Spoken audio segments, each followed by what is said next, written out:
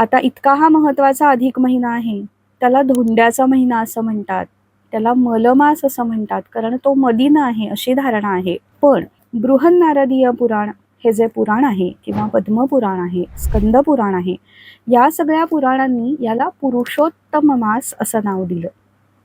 मग याचा कृष्णाशी संबंध कुठे जोडला गेला? हा तर मलिन मास आहे, हा कुणालाही नकोसा असा आहे, कारण तो नित्यचक्रापेक्षा थोडासा वेगळा आहे. ते जे नित्यचक्र आहे त्याच्यामध्ये काही वेगळं आलं की आपणही गडबडून जातो ना, अनपेक्षित असतं आपल्याला ते. तसाच काहीसा अनपेक्षित असा हा 33 दिवसांचा हिशोब भरून काढणारा अधिक महिना हा मध्येच आलाय. पण भगवान पुरुषोत्तमांनी त्याला आपलंसं केलंय. आणखीन काय सांगितलंय?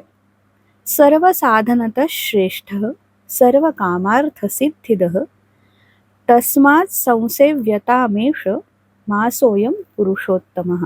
सर्व इच्छिताची प्राप्ती करून देणारा आणि या महिन्यामध्ये जो आवर्जून दान करेल त्याला गोलोकाची प्राप्ती होईल, जिथे भगवान पुरुषोत्तमांचा वास आहे, असाही आशीर्वाद स्वतः भगवंतांनी देऊन ठेवला आहे.